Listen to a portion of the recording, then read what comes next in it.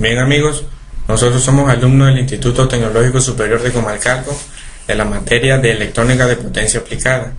A continuación en este trabajo hablaremos de los dispositivos semiconductores de potencia. Bien, mencionaremos algunas de sus características.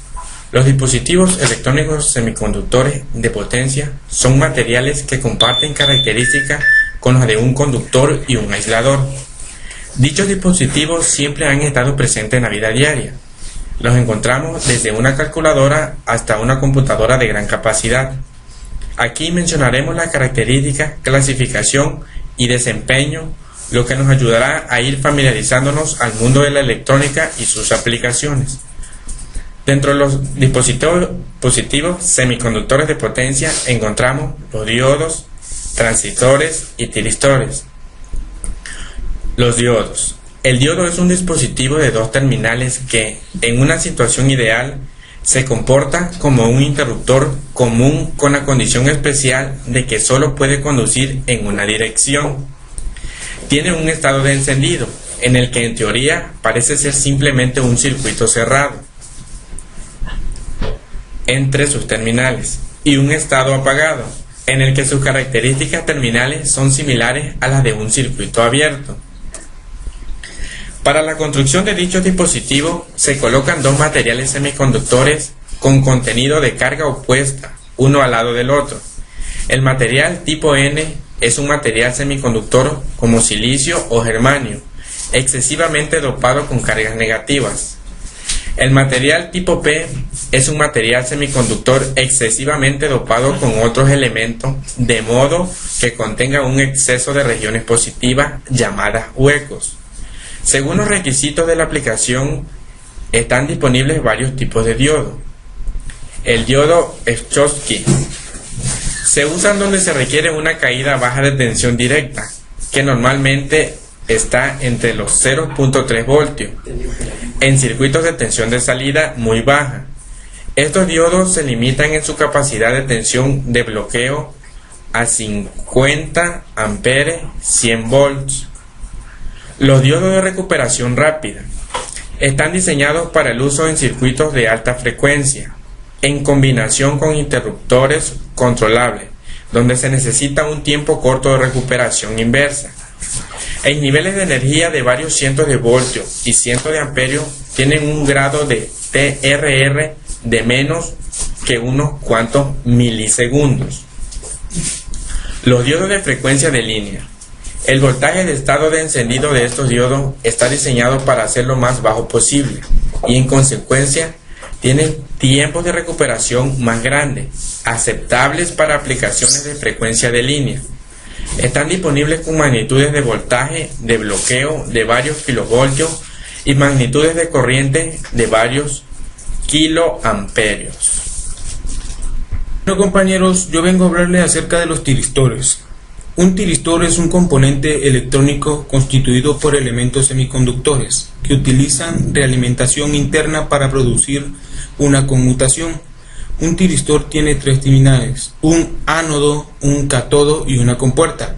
Cuando se hace pasar una corriente pequeña por la terminal de la compuerta hacia el cátodo, el tiristor conduce siempre que la terminal del ánodo tenga mayor potencial que el cátodo. Una vez que un tiristor está en modo de conducción, el circuito de la compuerta no tiene control y el tiristor continúa conduciendo. Cuando un tiristor está en un modo de conducción, la caída de voltaje directo es muy pequeña, en forma característica de 0.5 a 2 volt. Un tiristor que conduce se puede apagar haciendo que el potencial del ánodo sea igual o menor que el potencial del cátodo. Los tiristores conmutados por línea se apagan o desactivan o bloquean debido a la naturaleza senoidal del voltaje de entrada, y los tiristores de conmutación forzada se apagan con un circuito adicional llamado circuito de conmutación. Los tiristores naturales se consiguen con capacidades hasta 6000 volts, 4500 amperes. El tiempo de abertura de los tiristores de alta velocidad y bloqueo inverso han mejorado bastante. Se define como el intervalo de tiempo entre el instante en que la corriente principal baja a cero después de una interrupción externa del circuito de voltaje principal, y el instante de acuerdo cuando el tiristor es capaz de sostener un voltaje principal de respaldo específicos sin encenderse. Bueno, vengo a hablarles un poco sobre los transistores. El transistor es un dispositivo de 3 terminales que se utilizan principalmente para amplificar la porción de la señal aplicada que varía con el tiempo. Se compone de 3 capas alternas de material semiconductor. La capa central es más delgada que las otras 2. Ello permite que la atraviesen con facilidad y los portadores que pasan entre las terminales del colector y el emisor.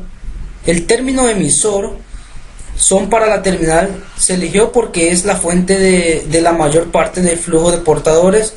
Ya emite el flujo es necesario de estos. El electrodo colector se llamó así porque la colecta la mayor parte del flujo de portadores. El término base se escogió porque era la base de la estructura original. El interruptor controlable ideal o transistor cumple las siguientes características. La primera es que bloquea de forma arbitraria grandes tensiones directas e inversas con flujo de corriente cero. La segunda, que conduce en forma arbitraria grandes corrientes en caída cero de tensión cuando está encendido. La tercera, que conmuta de encendido a apagado o viceversa en forma instantánea cuando se dispara. La cuarta, se requiere una gran cantidad de energía insuficiente de la fuente de control para disparar el interruptor. Dentro de los transistores encontramos tres tipos: los diodos de unión bipolar, en los cuales se destacan los NPN y PNP, los MOSFET, entre los cuales están ampliación de canal N y ampliación de canal P, y los IGBT.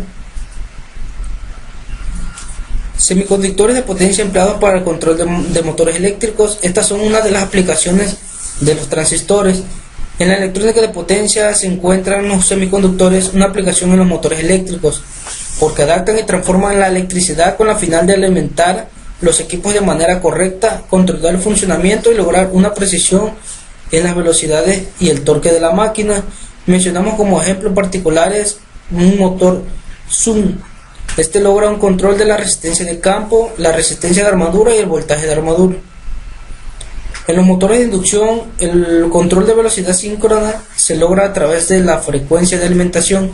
El cambio en la velocidad síncrona produce entonces un cambio en la velocidad del eje del motor. En los motores eléctricos podemos encontrar estos casos donde utilizamos los semiconductores de potencia. Los rectificadores tienen la función de convertir corriente alterna en corriente continua. Los inversores convierten la corriente continua en corriente alterna. Es lo viceversa de los rectificadores. Los cicloconversores convierten corriente alterna en corriente alterna, y los choppers convierten corriente continua en corriente continua.